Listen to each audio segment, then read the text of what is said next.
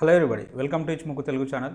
మనం ప్రతిరోజు Nifty and bank Nifty చార్ట్ను రివ్యూ చేస్తున్నాం based on CPR and Ichimoku indicator ప్రకారం. అందులో భాగంగా రేపు ఎలా ఉంటుందో ఒకసారి చూద్దాం. ఇక నిఫ్టీ యొక్క ఇంట్రాడే చార్ట్ని అనాలిసిస్ చేసినట్టయితే సో ఈరోజు ప్రైస్ అనేది సిపిఆర్ విడ్త్ అనేది వైడ్గా ఉన్నది. ప్రైస్ అనేది సిపిఆర్ కింద ఓపెన్ కావడం జరిగింది. చాలామంది వల్ల డౌన్ ట్రెండ్ ఉంటుంది కాబట్టి అనుకున్నారు. బట్ సో ప్రైస్ అనేది ఎప్పుడైతే ప్రీవియస్ డే లోను S1 బ్రేక్ చేయకపోతే మనం ట్రేడ్ అయితే ఇనిషియేటివ్ చేయము. అలాంటి అంటే ఇక్కడ జస్ట్ ఒక క్యాండిల్ క్లోజ్ అయింది, బట్ పర్ఫెక్ట్గా కాలేదు ఈ క్లోజింగ్ అనేది. తర్వాత నెక్స్ట్ వచ్చిన క్యాండిల్ అనేది సో అది ఇండిసిజన్ క్యాండిల్ వచ్చింది కాబట్టి సో మనం కన్సిడర్ చేయము. సో ఇక్కడ నుంచి మళ్ళీ బౌన్స్ కావడం అయితే జరిగింది. సో మెయిన్ రీజన్ వచ్చేసి Reliance industries and IT stocks అనేటివి ఈరోజు పర్ఫామ్ చేసినాయి కాబట్టి so Nifty and bank Nifty కూడా పర్ఫామ్ చేయడం అయితే జరిగింది.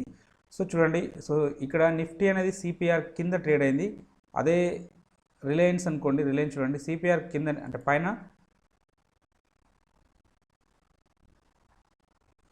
సో రిలయన్స్ మాత్రం చూడండి నారో సిపిఆర్ ఉన్నది, ఓపెన్ అవుడే సిపిఆర్ దగ్గరలో ఓపెన్ అయింది.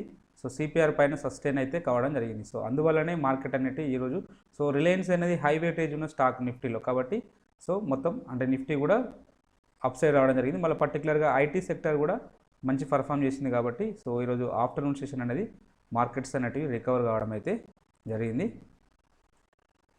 ఇక మన సిపిఆర్ స్ట్రాటజీ ప్రకారం చూసినట్టయితే ప్రైస్ అయితే ఎప్పుడైతే సిపిఆర్ కింద ఓపెన్ అయినప్పుడు సో ఒక కేసు ఏమో సిపిఆర్ పుల్ బ్యాక్ వస్తుంది, లేదు అంటే సో ఈ S1 బ్రేక్అవుట్ అయితేనే ట్రేడ్ అయితే ఇనిషియేట్ చేస్తాం.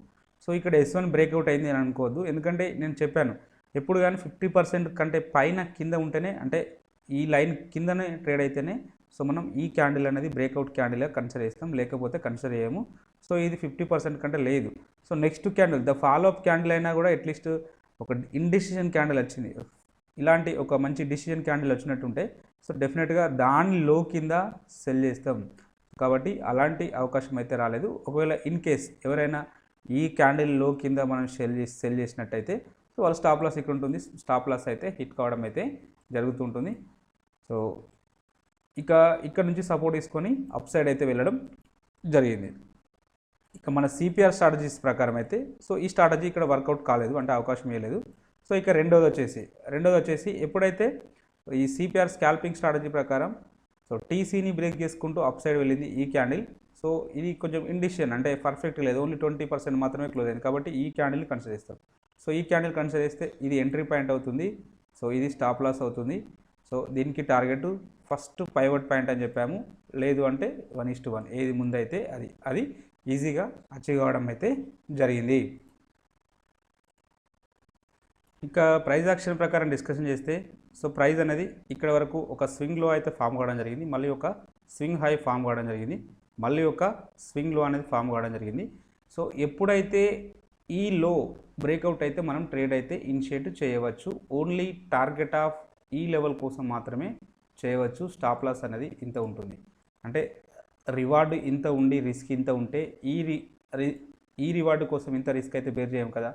సో కాబట్టి ఈ ట్రేడ్ అని అంటే ఇక్కడ సెల్ సైడ్ వెళ్ళడం అనేది సో ఆర్ఆర్ అనేది పర్ఫెక్ట్గా లేదని చెప్పవచ్చు. సో ఇక బయింగ్ సైడ్ వెళ్ళాల్సి వస్తే ఈ హై అనేది బ్రేక్అవుట్ వస్తేనే మనం ట్రేడ్ అయితే తీసుకుంటాం. అది స్టాప్ లాస్ ఇంత ఉంటుంది, టార్గెట్ అయితే మినిమం ఇంత ఉంటుంది. సో ఇది ఫేవర్గా ఉంది కంపేర్ టు దీంతో పోల్చుకున్నప్పుడు. సో ఇంత టార్గెట్ కోసం ఇంత స్టాప్ లాస్ బేర్ చేసేదానికంటే సో ఈ స్టాప్ లాస్ని బేర్ చేస్తూ ఈ టార్గెట్ అయితే సో తీసుకోవచ్చు. కాబట్టి ఈ ఆర్ఆర్ అనేది ఫేవర్గా ఉన్నది. కాబట్టి ఈ సందర్భంలో మనం ఎప్పుడైతే ఈ హై బ్రేక్అవుట్ అయితే మనం ట్రేడ్ అయితే ఇనిషియేటివ్ చేయవచ్చు. అది ఈజీగా అచీవ్ కావడం జరిగింది, ఒక క్యాండిల్లోనే రావడం జరిగింది. లేటర్ పీరియడ్లో ఇంకా చాలా ముందుకైతే వెళ్ళడం జరిగింది. సో ఇంకా ఇక్కడికి వచ్చిన తర్వాత మళ్ళీ నెక్స్ట్ ఈ లో బ్రేక్అవుట్ వస్తేనే సో ఇది పర్ఫెక్ట్గా కాదు, అంటే ఇది స్వింగ్ లో కాదు కాబట్టి సో మనం ఇక్కడ ఇనిషియేట్ ఏమీ చేయము. సో కాబట్టి అలాంటి అవకాశం అయితే రాలేదు. ఒకవేళ మళ్ళీ ఇన్ కేస్ డౌన్ సైడ్ వెళ్ళాల్సి వస్తే ఈ లోస్ బ్రేక్అవుట్ అయితేనే మళ్ళీ డౌన్ సైడ్ అయితే వెళ్తాం. సో ఇక అప్ సైడ్ వెళ్ళాల్సి వస్తే మళ్ళీ ఇక్కడ ఇది స్వింగ్ హై కాబట్టి సో ఈ హైని బ్రేక్ చేసుకుంటూ ముందుకు వెళ్తేనే సో ఇక్కడ తీసుకుంటాం. ఇంత స్టాప్ లాస్ ఉంటుంది, సో టార్గెట్ కూడా అంతే ఉంటుంది. కానీ ఇది లాస్ట్లో వచ్చింది కాబట్టి సో మనకు టార్గెట్ అయితే అచీవ్ కాలేదు. కాబట్టి ప్రైస్ యాక్షన్ ప్రకారం స్వింగ్ హైస్ స్వింగ్ లోస్ ప్రకారం ట్రేడ్ చేస్తే ఇలా ట్రేడ్ చేయండి. సో డెఫినెట్గా మీరు ప్రాఫిట్లో ఉంటారు. ఇంకా సప్లై డిమాండ్ జోన్స్ గురించి డిస్కషన్ చేస్తే మనం ఇక్కడ ఒక డిమాండ్ జోన్ ఇవ్వడం జరిగింది. ఈ జోన్కి అయితే ప్రైస్ అయితే రీచ్ కాలేదు. సో ఇక సప్లై జోన్స్, ఇక్కడ ఒక సప్లై జోన్, 2 సప్లై జోన్స్ ఇవ్వడం జరిగింది. సో ఫస్ట్ ఈ కింది జోన్ చూద్దాం. సో ఈ జోన్ చూసినప్పుడు ప్రైస్ అనేది సో ఈ లెవెల్కి వచ్చింది. బట్ ఇక్కడ మనకి ఎలాంటి కన్ఫర్మేషన్ రివర్సల్ క్యాండిల్ దీని కింద లేదు కాబట్టి సో మనం ఇక్కడ సెల్ సైడ్ వెళ్ళాల్సిన అవసరం అయితే రాలేదు. లేటర్ పీరియడ్లో దీన్ని బ్రేక్ చేసుకుంటూ అప్ సైడ్ వెళ్ళింది. మళ్ళీ ఒకసారి పుల్ బ్యాక్ వచ్చింది చూడండి. ఈ జోన్కి పుల్ బ్యాక్ అయితే రావడం జరిగింది. పుల్ బ్యాక్ వచ్చినప్పుడు ఈ క్యాండిల్ పర్టికులర్గా ఈ క్యాండిల్ చూసినప్పుడు ఈ విక్ అనేది డౌన్ సైడ్లో ఉన్నది. సో పైన క్లోజ్ అయింది కాబట్టి మనం ఎంట్రీ తీసుకోవచ్చు.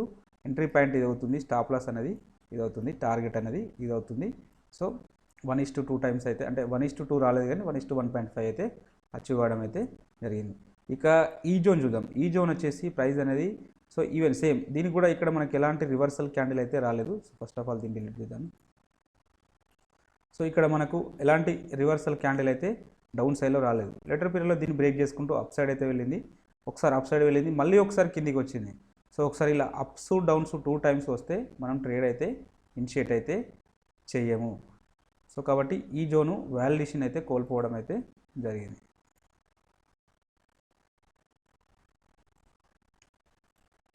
రేపటి రోజున డిస్కషన్ చేసినట్టయితే ఇక్కడ ఒక డిమాండ్ జోన్ ఉంది.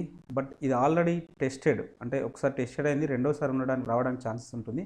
సో మీరు 15 మినిట్స్ టైం ఫ్రేమ్లోకి వెళ్ళి సో ఇలా క్వాలిటీ జోన్స్ వచ్చినప్పుడు చూడండి, ఒక మంచి marubozu bearish candle, marubozu bullish candle, so వీటి మధ్యలో ఒక సింగిల్ బేస్ క్యాండిల్ రావడం జరిగింది.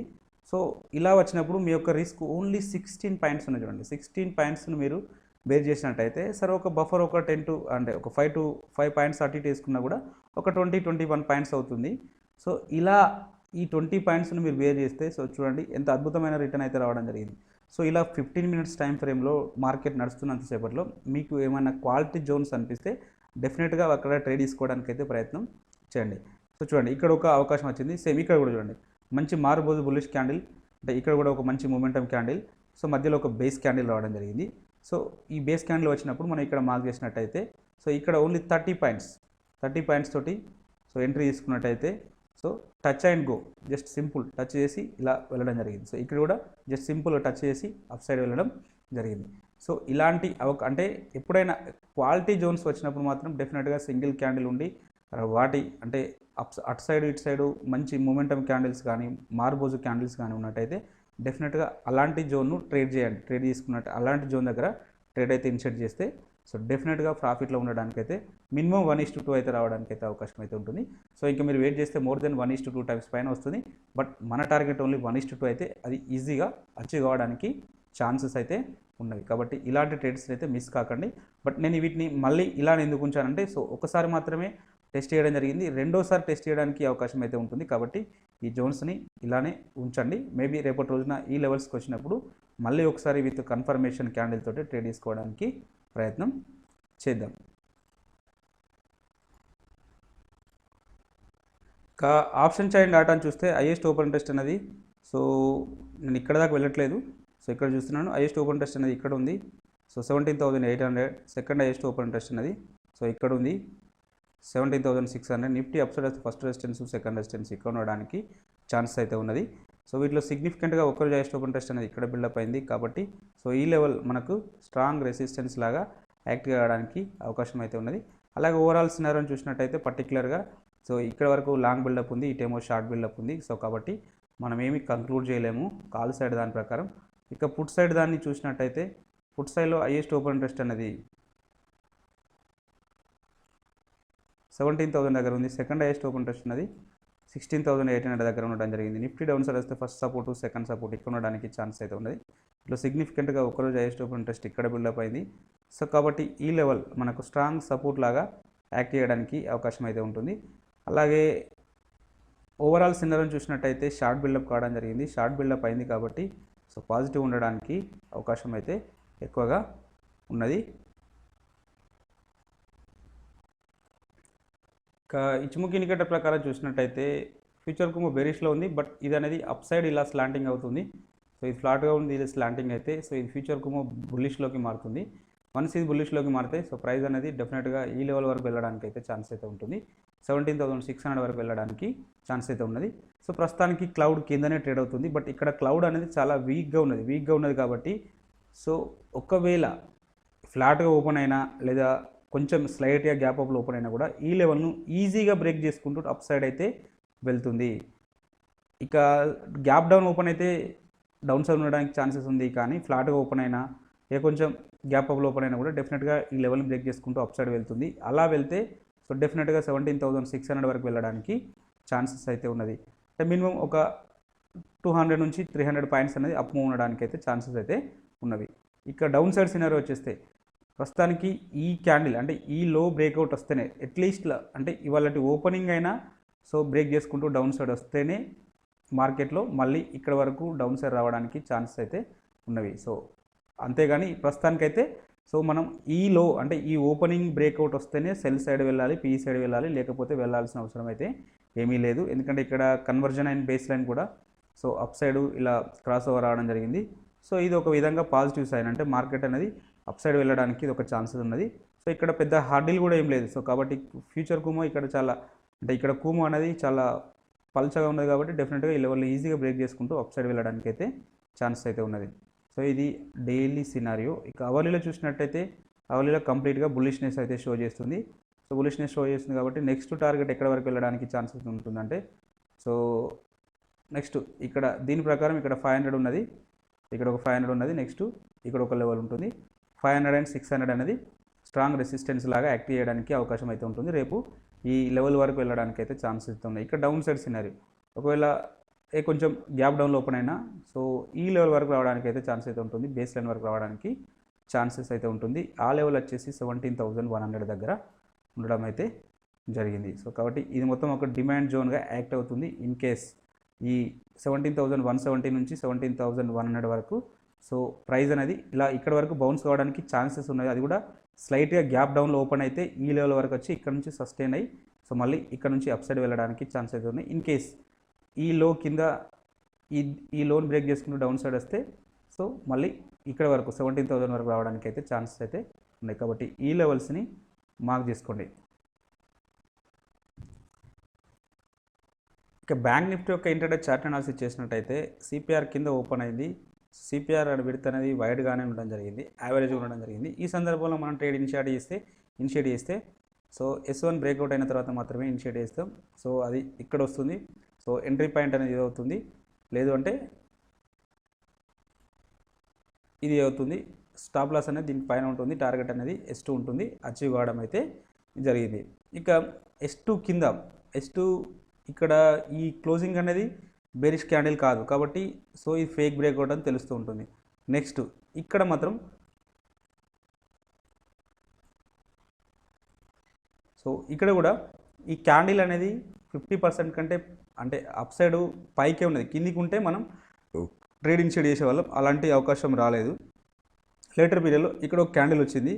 సో బట్ ఈ లో కింద మళ్ళీ ఎగ్జిక్యూషన్ అయితే రాలేదు కాబట్టి సో మనం సెల్ సైడ్ వెళ్ళాల్సిన అవసరం అయితే రాలేదు. కాబట్టి అంటే ఇక్కడ ఒక ట్రేడ్ ఆపర్చునిటీ వచ్చింది, ఆ ట్రేడ్ అనేది ఇక్కడ సక్సెస్ అయితే కావడం జరిగింది. ఇక్కడ మనం పర్ఫెక్ట్గా అంటే తొందరపడకుండా కొంచెం పర్ఫెక్ట్ క్లోజింగ్ కోసం వెయిట్ చేసినట్టయితే ఇది క్లోజింగ్ అవుతుంది. బట్ దీని కింద మనకు ఎలాంటి ఎంట్రీ అయితే లభించలేదు కాబట్టి సో ఇంత పెద్ద అంటే మనం స్టాప్ లాస్ హిట్ కాకుండా మనమైతే కాపాడుకున్నట్టే. సో కాబట్టి ఇలాంటి బ్రేక్అవుట్స్ కోసం చూడండి, అంటే పర్టికులర్గా పర్ఫెక్ట్ ఎంట్రీస్ కోసమే చూడండి. ఆ క్లోజింగ్ అనేది S1 S2ల దగ్గర మినిమం 50% కింద ఉంటే బెటర్ ఉండే విధంగా బెటర్ అయితే ఉంటుంది. అలాంటి ట్రేడ్స్ అయితే తీసుకోవడానికి ప్లాన్ చేయండి, అప్పుడు ఆ ట్రేడ్ సక్సెస్ కావడానికి అవకాశం అయితే ఉంటుంది. ఇక నెక్స్ట్ లేటర్ పీరియడ్లో ఈ సిపిఆర్ను బ్రేక్ చేసుకుంటూ అప్ సైడ్ అయితే వెళ్ళడం జరిగింది. ఇక్కడ సిపిఆర్ను బ్రేక్ చేసుకుంటూ అప్ సైడ్ వెళ్తే ఇక్కడ ఎంట్రీ పాయింట్ ఇది అవుతుంది, స్టాప్ లాస్ అనేది ఇది అవుతుంది, సో టార్గెట్ అనేది ఇది అవుతుంది. బట్ టార్గెట్ వచ్చే కంటే ముందే స్టాప్ లాస్ అయితే హిట్ కావడం జరిగింది. సో మన స్టాప్ లాస్ అయితే హిట్ కావడం జరిగింది. ఒకటి ఫెయిల్ అయినా ఒకటి సక్సెస్ అయితే కావడం జరిగింది. ఒక స్టార్ట్ అంటే ఇక్కడ ఒక దగ్గర మనకు ప్రాఫిట్ వచ్చింది, ఇక్కడ ఒక దగ్గర లాస్ ఇవ్వడం అయితే జరిగింది. ఇక సేమ్ ప్రైస్ యాక్షన్ ప్రకారం నిఫ్టీ లాగానే ఇక్కడ కూడా సేమ్ ఇది ఒక స్వింగ్ లో అండ్ ఇది ఒక స్వింగ్ హై. సో ఇక్కడ ఒకటి అంటే ఇక్కడ కూడా ఒక లో రావడం జరిగింది. సో ఈ లో బ్రేక్అవుట్ అయితే ట్రేడ్ తీసుకోవచ్చు, బట్ టార్గెట్ అనేది ఇక్కడ వరకే ఉంటుంది, స్టాప్ లాస్ అనేది ఇంత ఉంటుంది. సో ఈ టార్గెట్ కోసం ఇంత స్టాప్ లాస్ని అయితే సో ఈ ఆర్ఆర్ అనేది ఫేవర్గా లేదు కాబట్టి ఇక్కడ సెల్ సైడ్ వెళ్ళము. సో ఇక లేటర్ పీరియడ్లో ఈ హై బ్రేక్ చేసుకుంటూ వెళ్తే సో ఇది మన యొక్క స్టాప్ లాస్ అవుతుంది, ఇంత స్టాప్ లాస్ అవుతుంది. టార్గెట్ అనేది ఫస్ట్ టార్గెట్ ఇక్కడ ఉంటుంది కాబట్టి సో ఇది స్టాప్ లాస్ కంటే ఎక్కువగా ఉన్నది కాబట్టి దీన్ని కన్సిడర్ చేయవచ్చు. సో ఇక్కడ ఎంట్రీ పాయింట్ ఇది అవుతుంది, సో స్టాప్ లాస్ ఇది అవుతుంది, టార్గెట్ అనేది అచీవ్ కావడం అయితే జరిగింది. ఇక సప్లై డిమాండ్ జోన్స్ గురించి డిస్కషన్ చేస్తే ఇక్కడ కింద మనకు 3 డిమాండ్ జోన్స్ ఉన్నవి. సో ఫస్ట్ ఈ జోన్ చూద్దాం. సో ఈ జోన్ ప్రస్తుతం టెంపరీగా డిలీట్ చేస్తున్నాను. సో ప్రైస్ అనేది దీనిపైన ఓపెన్ అయింది. సో దీని నుంచి మళ్ళీ బ్రేక్ చేసుకుంటూ డౌన్ సైడ్ వచ్చింది. సో కాబట్టి అప్పుడు ఇది సప్లై జోన్గా యాక్ట్ అవుతుంది. వన్స్ ఈ జోన్కు మళ్ళీ వెళ్ళడం జరిగింది. వెళ్ళినప్పుడు సో ఇక్కడ ఎంట్రీ పాయింట్ అనేది ఇది అవుతుంది, స్టాప్ లాస్ అనేది ఇది అవుతుంది. సో దీనికి 1:2 టైమ్స్ అయితే అచీవ్ కావడం జరిగింది. సో అంటే ఈ జోన్ సక్సెస్ అంటే ప్రాఫిట్ అయితే ఇవ్వడం జరిగింది. ఇక ఈ జోన్కు ప్రైస్ అనేది రీచ్ కాలేదు. ఇక ఈ జోన్ గురించి డిస్కషన్ చేస్తే ప్రైస్ అనేది ఇక్కడ వరకు రావడం జరిగింది, బట్ ఇక్కడ మనకి ఎలాంటి బుల్లిష్ కన్ఫర్మేషన్ క్యాండిల్స్ రాలేదు కాబట్టి సో ఇక్కడ మనకు బయింగ్ సైడ్ వెళ్ళాల్సిన అవసరం లేదు. ఎట్ ద సేమ్ టైం దీన్ని డౌన్ సైడ్ బ్రేక్ చేసుకుంటూ వచ్చింది, బట్ ఇక్కడ మళ్ళీ ఇలా రివర్సల్ క్యాండిల్స్ అయితే ఏమీ రాలేదు కాబట్టి సో అంటే సెల్ సైడ్ కూడా వెళ్ళాల్సిన అవసరం అయితే ఏమీ రాలేదు. మళ్ళీ లేటర్ పీరియడ్లో దీన్ని బ్రేక్ చేసుకుంటూ అప్ సైడ్ వెళ్ళడం జరిగింది. కాబట్టి ఇలా 2 టైమ్స్ అప్స్ డౌన్స్ బ్రేక్ చేస్తే సో ఈ జోన్ అనేది వ్యాలిడిటీని కోల్పోవడం అయితే జరుగుతుంది. సో ఇక లేటర్ పీరియడ్లో ప్రైస్ అనేది మళ్ళీ ఈ లెవెల్కు అంటే ఇక్కడ మనం ఒక 2 సప్లై జోన్స్ ఇవ్వడం జరిగింది. ఇవి లెవెల్స్ అని చెప్పాము కాబట్టి ఈ పై లెవెల్ కన్సిడర్ చేసినట్టయితే సో ఇక్కడ వరకు ప్రైస్ వెళ్ళింది విత్ కన్ఫర్మేషన్ క్యాండిల్ తోటి అంటున్నాం కాబట్టి సో ఇక్కడ మన కన్ఫర్మేషన్ క్యాండిల్ అయితే రావడం జరిగింది, బట్ ఇక్కడ స్టాప్ లాస్ అయితే హిట్ కావడం జరిగింది. లేటర్ పీరియడ్లో మళ్ళీ ప్రైస్ అనేది దీన్ని బ్రేక్ చేసుకుంటూ అప్ సైడ్ వెళ్ళింది, మళ్ళీ ఒకసారి పుల్ బ్యాక్ వచ్చింది. పుల్ బ్యాక్ వచ్చినప్పుడు కన్ఫర్మేషన్ ఎంట్రీ అనేది ఇక్కడ లభిస్తుంటుంది. ఇది కన్ఫర్మేషన్ ఎంట్రీ అవుతుంది. స్టాప్ లాస్ అనేది ఈ జోన్ కింద ఉంటుంది. టార్గెట్ అనేది దీనికి 1:2 టైమ్స్ ఉంటుంది, బట్ అది లాస్ట్లో వచ్చింది. అగ్రెసివ్ ట్రేడర్కి మాత్రమే ఎంట్రీ అయితే లభిస్తుంటుంది. సో రేపటి రోజున ఇక్కడ ఒక డిమాండ్ జోన్ ఉంది. సో దీని కిందనే ఇంకొక జోన్ కూడా ఉంది కాబట్టి ఈ లెవెల్స్ కాబట్టి ఇక్కడ కొంచెం కాషియస్గా ఉండండి. సో ఇక్కడ కూడా చూడండి, ఇక్కడ కూడా ఒక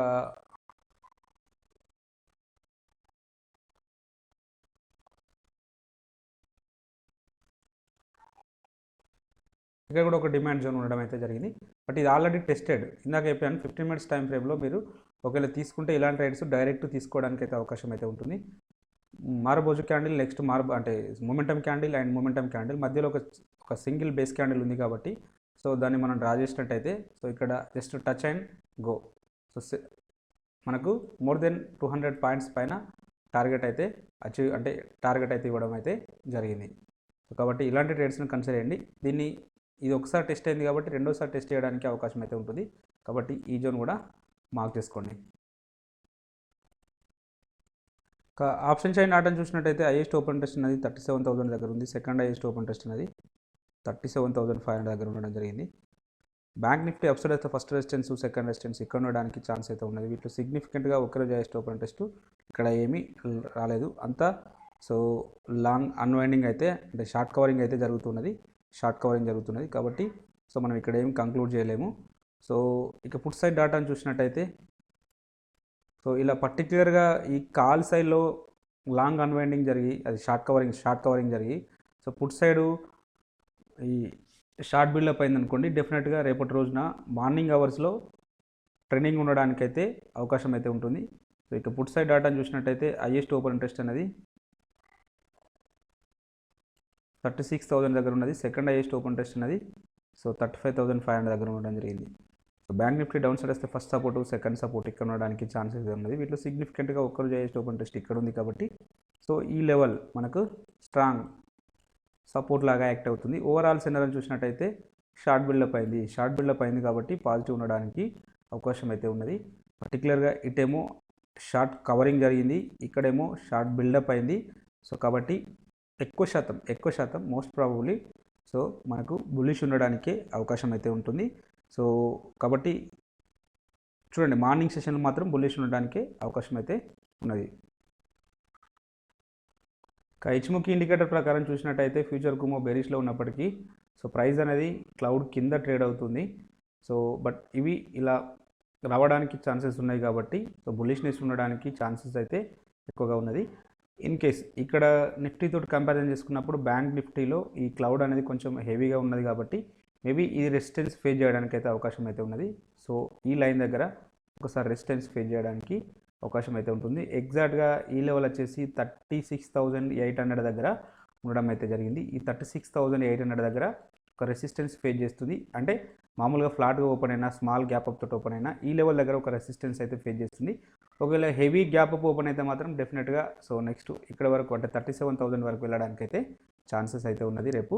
కాబట్టి ఈ లెవెల్ మార్క్ చేసుకోండి. ఇన్ కేస్ ఇంకా ఈ 37,000 పైన సస్టైన్ అయితే మాత్రం డెఫినెట్గా నెక్స్ట్ 38,000 వరకు వెళ్ళడానికి ఛాన్సెస్ అయితే ఉన్నవి.